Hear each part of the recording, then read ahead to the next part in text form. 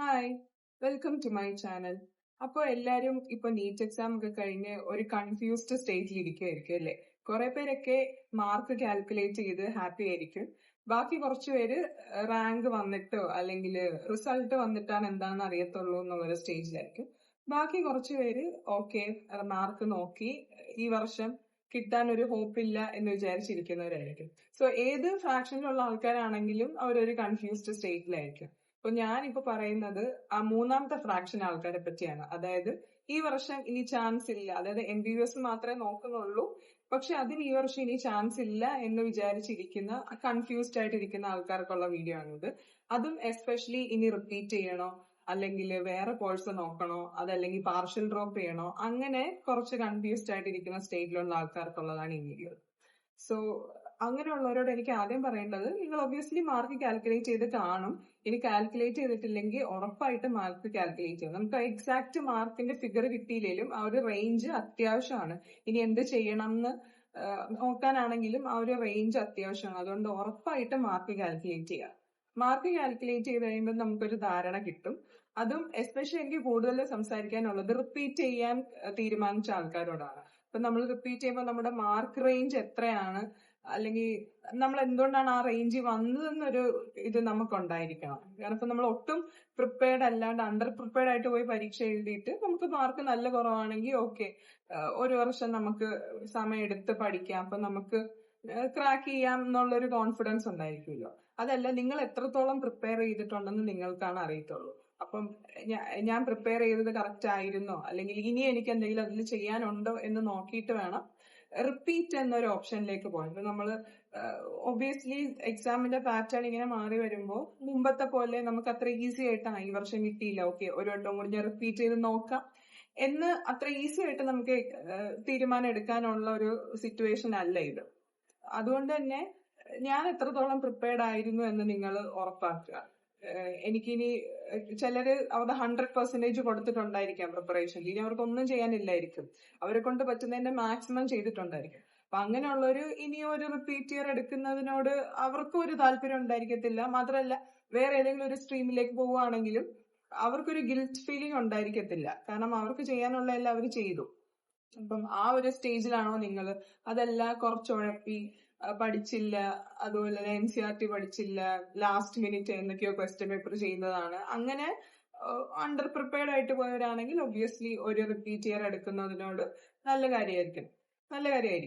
പക്ഷെ ആ repeat year എടുക്കുമ്പോഴും ആ ഒരു വർഷം നമ്മൾ ഫോക്കസ്ഡ് ആയിട്ടിരിക്കണം. ഇനി ഇങ്ങനെ ഒരു ഇത് വരരുത്, അത് നമ്മൾ അത്രയും 100% ഷുവർ ആക്കിയിട്ടാണ് റിപ്പീറ്റ് ഇയറിലേക്ക് കടക്കാൻ പാകുന്നത്.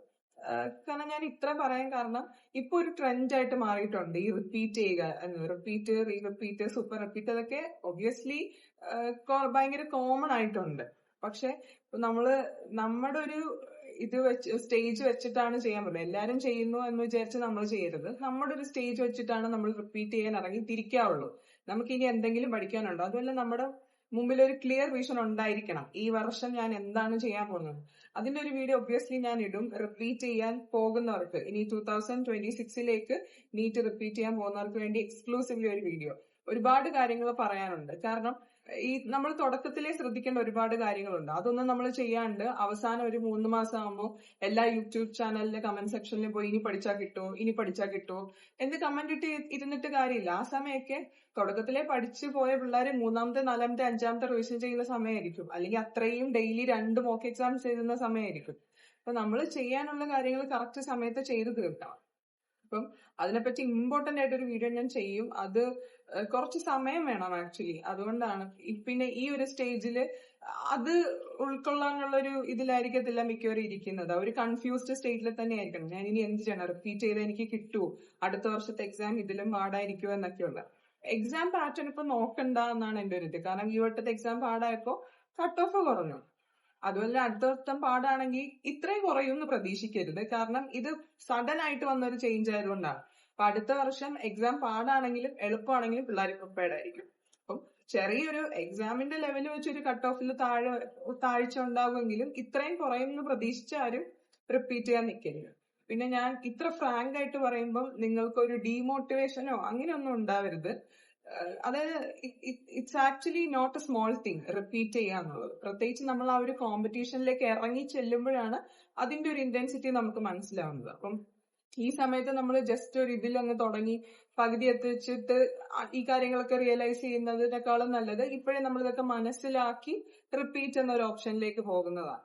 അപ്പം ബേസിക്കലി നിങ്ങൾ ഏറ്റവും ഇമ്പോർട്ടന്റ് ആയിട്ട് ചിന്തിക്കേണ്ടത് എന്റെ സ്റ്റേജ് എന്താണ്, ഞാൻ എത്ര പ്രിപ്പയർ ചെയ്തു, എനിക്ക് എത്ര ഈ എക്സാമിൽ എഴുതാൻ പറ്റി, ഇനി ഞാൻ എന്തൊക്കെ ചെയ്താൽ ഒരു വർഷവും കൂടി റിപ്പീറ്റ് ചെയ്ത് ഞാൻ ഈ വട്ടം വിട്ടുപോയ കാര്യങ്ങളെല്ലാം പഠിച്ച് ഞാൻ ചെയ്യാൻ മടി വിചാരിച്ചിരുന്ന കാര്യങ്ങളൊക്കെ ചെയ്ത് നന്നായി റിവൈസ് ചെയ്ത് നന്നായി പഠിച്ച് നന്നായി എക്സാം ഒക്കെ എഴുതിയാൽ എന്നെ കൊണ്ട് ക്രാക്ക് ചെയ്യാൻ പറ്റും എന്ന കോൺഫിഡൻസ് ഒക്കെ ഉണ്ടെങ്കിൽ obviously you go for repeat.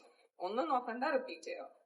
ഇനി അതല്ല പിന്നെ എനിക്ക് ഇങ്ങനെ ഇനി ഒരു വർഷം കൂടി പറ്റത്തില്ല, ഞാൻ എന്നെ മാക്സിമം ചെയ്തു, ഇതല്ലാണ്ട് എനിക്ക് ഇനി കൂടുതലൊന്നും ചെയ്യാനില്ല, എനിക്കിനി ഒന്നും പഠിക്കാനില്ല, ഞാൻ എല്ലാ ക്വസ്റ്റ്യൻസും ചെയ്തു നോക്കി, എന്നെ കൊണ്ട് പറ്റുന്ന മാക്സിമം ഒക്കെ ചെയ്തെന്നുണ്ടെങ്കിൽ ഇനി ഒരു റിപ്പീറ്റ് ചെയ്യേണ്ട ആവശ്യമില്ല. കാരണം നമ്മൾ ലക്ക് ഫാക്ടർ മാത്രം വെച്ചിട്ട് അടുത്ത വർഷം ചിലപ്പോൾ കിട്ടുമായിരിക്കും എന്നൊരു ലക്ക് ഫാക്ടർ മാത്രം വെച്ചിട്ട് റിപ്പീറ്റ് ചെയ്യേണ്ട ആവശ്യമില്ലല്ലോ. നമുക്ക് എന്താണ് ചെയ്യാനുള്ളതെന്ന് നോക്കുക. ഇപ്പൊ അങ്ങനെ നോക്കിയിട്ട് വേണം നിങ്ങൾ ഒരു റിപ്പീറ്റ് ചെയ്യലിലേക്ക് കടക്കാൻ എന്നാണ് എനിക്ക് പറയാനുള്ളത്. എന്ന് വെച്ചാൽ അത് അത്രയും ഇമ്പോർട്ടന്റ് ആയിട്ടുള്ള ഒരു കാര്യമാണ്. പിന്നെ ഈ റിപ്പീറ്റ് ചെയ്യാൻ ഉദ്ദേശിക്കുന്ന ആൾക്കാരാണെന്ന് തോന്നുന്നു എന്നോട് ബ്രില്യന്റിനെ പറ്റി ഒരുപാട് കാര്യങ്ങൾ ചോദിച്ചിട്ടുണ്ടായിരുന്നു. അത് ഞാനൊരു വീഡിയോ ആയിട്ട് ചെയ്യും. ബ്രില്യന്റിൽ തന്നെ ഫീസ് സ്ട്രക്ചറിനെ പറ്റിയൊക്കെ എന്നോട് ചോദിച്ചു. അത് നിങ്ങൾ ബ്രില്യന്റിന്റെ യൂട്യൂബ് ചാനൽ നോക്കുന്നതായിരിക്കും നല്ലത്. അവർ കറക്റ്റ് ടൈമിൽ ആ അപ്ഡേറ്റ്സ് ഒക്കെ കൊടുക്കുന്നതാണ്. പിന്നെ എനിക്ക് കിട്ടിയ സ്കോളർഷിപ്പും അതൊക്കെ ഞാൻ എന്റെ വീഡിയോയിൽ ഉൾപ്പെടുത്തുന്നതായിരിക്കും. പിന്നെ ബ്രില്യന്റിന് തന്നെ ഓൺലൈൻ ആണോ ഓഫ്ലൈൻ ആണോ നല്ലത്, അതും ഞാനൊരു വീഡിയോ ആയിട്ട് ചെയ്യും. പിന്നെ എന്റെ ബ്രില്യന്റ് എക്സ്പീരിയൻസ് അതൊക്കെ ചോദിച്ചിട്ടുണ്ട്, അതൊക്കെ ചെയ്യാം, സമയമുണ്ടല്ലോ. പക്ഷെ ഇപ്പൊ മേജർ ആയിട്ട് ഇപ്പൊ ചില ഇൻസ്റ്റിറ്റ്യൂട്ടിലൊക്കെ ഈ മാസം തന്നെ ക്ലാസ് തുടങ്ങുന്നു. പക്ഷെ എന്റെ ഒരു അഭിപ്രായത്തിൽ നിങ്ങളൊരു ജൂണിലൊക്കെ നിങ്ങൾ അത്യാവശ്യം പ്രിപ്പയർ ചെയ്ത് വന്ന ആൾക്കാരാണെങ്കിൽ കഴിഞ്ഞ വട്ടം ഒരു ജൂണിലൊക്കെ കയറിയാൽ മതിയായിരിക്കും. കാരണം എന്തായാലും നമ്മള് എക്സാം നന്നായി എഴുതിയോ ഇല്ലയോ എന്നല്ല, നമുക്ക് ഒരു റെസ്റ്റ് ആവശ്യമുണ്ട്. അപ്പം ആ ഒരു മാസത്തെ ഗ്യാപ്പൊക്കെ നിങ്ങൾ എന്തായാലും എടുക്കുക. അപ്പൊ അങ്ങനെ പെട്ടെന്ന് ജോയിൻ ചെയ്യണം എന്നുള്ളവരാണെന്ന് തോന്നുന്നു ഈ ചോദിക്കുന്നത്. അപ്പൊ എന്തായാലും നിങ്ങളത് നിങ്ങളുടെ ഒരു ഇതുപോലെ ചെയ്യുക. അതുപോലെ തന്നെ പാർഷ്യൽ ഡ്രോപ്പ് ചെയ്യുന്ന ആൾക്കാരാണെങ്കിൽ നിങ്ങൾ എടുക്കുന്ന കോഴ്സും കൂടി നോക്കുക. ആ ഒരു കോഴ്സിന്റെ ഇടക്ക് നിങ്ങൾക്ക് നീറ്റിന് വേണ്ടി ടൈം കണ്ടെത്താൻ പറ്റുമോ ഇല്ലയോ എന്ന് കൂടി നോക്കുക. അപ്പം ഒരു നോർമൽ ഡിഗ്രി ആണെങ്കിൽ എനിക്ക് അറിയത്തില്ല, മേ ബി കുറച്ചധികം സമയം കിട്ടുമായിരിക്കും. അതുപോലെ ആയിരിക്കത്തില്ല ചിലപ്പോൾ BDSO അല്ലെങ്കിൽ ആയുർവേദ, വെറ്റിനറി അങ്ങനെയൊക്കെ എടുത്തിട്ട് പാർഷ്യൽ ഡ്രോപ്പ് ചെയ്യാൻ ഉദ്ദേശിക്കുന്നവരാണെങ്കിൽ ഇത്രയും സമയം കിട്ടുമോ എന്ന് എനിക്ക് അറിയത്തില്ല. അപ്പം അത് നിങ്ങൾ അങ്ങനെ ചെയ്തിട്ടുള്ള ആൾക്കാരെയോ അല്ലെങ്കിൽ നിങ്ങൾക്ക് അറിയാവുന്ന ആൾക്കാരോട് കൂടി സംസാരിച്ച് അത് തീരുമാനം എടുക്കുക. ഒന്നിലേക്ക് ഒരു ബ്ലൈൻഡ് അപ്രോച്ചിലേക്ക് പോകാതിരിക്കുക. കാരണം നമ്മുടെ ഒരു വർഷം വെരി ഇമ്പോർട്ടന്റ്. ഇത് എനിക്കിപ്പോഴാണ് മനസ്സിലാവുന്നത്. ഇത്രയും വർഷം റിപ്പീറ്റ് ചെയ്തതിന് ശേഷമാണ് നമ്മുടെ ഓരോ വർഷവും അത്ര ഇമ്പോർട്ടന്റ് ആണ്. അപ്പൊ നമ്മളത് ഒന്നിലേക്കും ബ്ലൈൻഡ് അപ്രോച്ച് ചെയ്യാതിരിക്കുക. എനിക്കിനി വേണ്ട, നീറ്റേ വേണ്ട, ഇതുപോലത്തെ എക്സാം ആണെങ്കിൽ എന്നെ കൊണ്ട് പറ്റില്ല, അങ്ങനെയും തീരുമാനിക്കരുത്. ബ്ലൈൻഡ് ആയിട്ട് ഞാൻ റിപ്പീറ്റ് ചെയ്യാൻ പോകുകയാണ് എന്നും തീരുമാനിക്കരുത്. നമ്മുടെ ഒരു ലെവല്, എക്സാമിന്റെ ലെവല് നമ്മൾ എത്രത്തോളം പ്രിപ്പയർ ആയിരുന്നു അതൊക്കെ നോക്കിയിട്ട് വേണം അങ്ങനെ ഒരു തീരുമാനത്തിലേക്ക് എത്താൻ. പിന്നെ നിങ്ങളുടെ പാരന്റ്സ് ഒക്കെ സപ്പോർട്ടീവ് ആണെങ്കിൽ obviously you can go for A repeat. അതല്ല നമ്മൾ എക്സാമിന്റെ സ്ട്രെസ്, പഠിത്തത്തിന്റെ സ്ട്രെസ്, ഇനി അതല്ല വീട്ടിൽ നിന്നൊക്കെ സ്ട്രെസ് ഉണ്ടെങ്കിൽ it would be so much difficult. അപ്പം അതൊക്കെ നോക്കിയിട്ട് പറഞ്ഞ് ഇപ്പൊ നമ്മുടെ പാരന്റ്സ് അല്ലേ, നമുക്ക് കൺവിൻസ് ചെയ്യാൻ ഒക്കും, എന്നെ കൊണ്ട് പറ്റും, ഈ വർഷത്തെ എക്സാം പോലെ ആണെങ്കിൽ ഞാൻ ഈ ഒരു ലെവലിൽ പ്രിപ്പയർ ചെയ്യും, അപ്പൊ എന്നെ കൊണ്ട് പറ്റും, അപ്പം ഈസി എക്സാം വന്നാലും പാട് എക്സാം വന്നാലും എന്നെ കൊണ്ട് പറ്റും എന്നൊക്കെ അവരെ പറഞ്ഞ് കൺവിൻസ് ചെയ്യാം.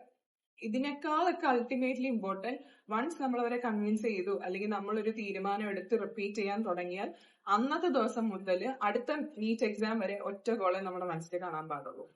അതിന്റെ ഇടയ്ക്ക് നമ്മൾ ഡൈവേർട്ട് ആയി പോകാനോ ഡീമോട്ടിവേറ്റഡ് ആയി പോകാനോ അതിനൊന്നും ചാൻസ് ഇല്ല. അതിനൊന്നും ചാൻസ് വെക്കരുത്.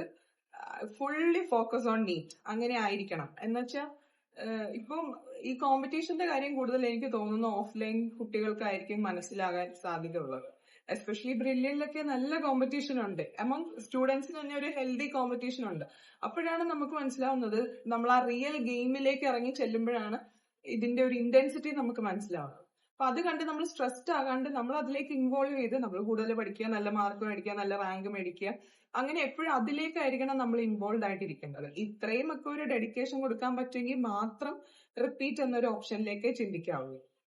ഇനി എന്നോട് ഡൗട്ട് ചോദിച്ചിരിക്കുന്ന ഒരുപാട് കാര്യങ്ങളുണ്ട്. അത് ഞാൻ പറഞ്ഞല്ലോ, ഞാൻ അടുത്ത വീഡിയോയിലായിട്ട് ഇൻക്ലൂഡ് ചെയ്യാം. എന്റെ ഒരു പ്രിപ്പറേഷൻ, ഞാൻ പ്രിപ്പറേഷന് ഉപയോഗിച്ച മെറ്റീരിയൽസ് ഒക്കെ ചോദിച്ചിട്ടുണ്ട്, എന്റെ ഒരു സ്ട്രാറ്റജി ചോദിച്ചിട്ടുണ്ട്. അപ്പം അതൊക്കെ ഞാൻ അടുത്ത വീഡിയോയിൽ ഇൻക്ലൂഡ് ചെയ്യാം. എനിക്ക് എസ്പെഷ്യലി ഒരു ഭയങ്കര സ്ട്രാറ്റജി വ്യത്യാസം വന്നൊരു ഇയർ ആയിരുന്നു ഇത്. ഇപ്പൊ ലാസ്റ്റ് ഇയർ വരെ ഞാൻ ചുമ്മാ പഠിച്ചു എക്സാം എഴുതി എന്നുള്ളതിലുപരി ഒരുപാട് ചേഞ്ചസ് വരുത്തിയ ഒരു ഇയർ ആയിരുന്നു. എനിക്കത് അത്യാവശ്യം മോഡൽ എക്സാമിന്റെ സമയത്തൊക്കെ എനിക്ക് നല്ലൊരു ഇമ്പ്രൂവ്മെന്റ് അത് കാരണം ഉണ്ടാകുകയും ചെയ്തിട്ടുണ്ട്. അപ്പൊ ഞാൻ അതൊക്കെ ഉൾപ്പെടുത്താം. അതുപോലെ തന്നെ എന്നോട് ബ്രില്യന്റിന്റെ ഓഫ്ലൈൻ ഓൺലൈൻ ഡിഫറൻസ് ചോദിച്ചത് ഞാൻ ചെയ്യുന്നതായിരിക്കും. അപ്പൊ ഇപ്പൊ നിങ്ങൾ ബേസിക്കലി ചെയ്യേണ്ടത്, നിങ്ങൾക്ക് ഇപ്പം നീറ്റ് ക്രാക്ക് ചെയ്യാൻ പറ്റിയില്ലെങ്കിൽ അത് അക്സെപ്റ്റ് ചെയ്യുക, കുറച്ചു നാള് റിലാക്സ് ചെയ്യുക. പിന്നെ ഇപ്പൊ റിപ്പീറ്റ് ആണെങ്കിൽ അങ്ങനെ ഒരു ഓപ്ഷൻ, അല്ലെങ്കിൽ റിസൾട്ട് വരുന്നവരെ വെയിറ്റ് ചെയ്യുകയാണെങ്കിൽ അങ്ങനെ ചെയ്യും. അപ്പൊ ഞാൻ അങ്ങനെയാ, റിസൾട്ട് അറ്റ്ലീസ്റ്റ് നമ്മുടെ റാങ്ക്, ഓൾ ഇന്ത്യ റാങ്ക് കാണുമ്പോൾ ഏകദേശം ഒരു ധാരണ കിട്ടുമല്ലോ. അപ്പൊ അതുവരെ ഞാൻ വേറെ ഒന്നും നോക്കുന്നില്ല, അത് തന്നെ വെയിറ്റ് ചെയ്തിരിക്കുകയാണ്. അപ്പൊ അങ്ങനെയുള്ളവരാണെങ്കിൽ, അതല്ല ഇപ്പൊ ഓൾറെഡി 600+ ഒക്കെ മാർക്ക് നോക്കി വെച്ചിരിക്കുന്നവരാണെങ്കിൽ obviously they will be happy. നല്ല റാങ്ക് ആയിരിക്കും അവർക്ക് കിട്ടാൻ പോകുന്നത്. അപ്പൊ അങ്ങനെയാണെങ്കിൽ നിങ്ങൾ കുറച്ച് റിലാക്സ്ഡ് ആയിട്ടിരിക്കുക. അപ്പം അതാണ് ഇപ്പൊ എനിക്ക് പറയാനുള്ളത്. ബാക്കി വീഡിയോസ് ഞാൻ പറഞ്ഞ പോലെ ഞാൻ എല്ലാം ഡീറ്റെയിൽഡ് ആയിട്ട് ചെയ്യുന്നതായിരിക്കും. എന്നോട് കുറെ പേര് ഇങ്ങനെ എപ്പോഴും യൂട്യൂബിൽ കമന്റ് ഇടുമ്പോൾ ഞാൻ എല്ലാം കാണുന്നുണ്ട്. അപ്പൊ ഞാൻ ഒബ്വിയസ്ലി ഡീറ്റെയിൽ ആയിട്ട് തന്നെ വീഡിയോ ചെയ്യുന്നതായിരിക്കും. അപ്പം അതുവരെയും ബൈ.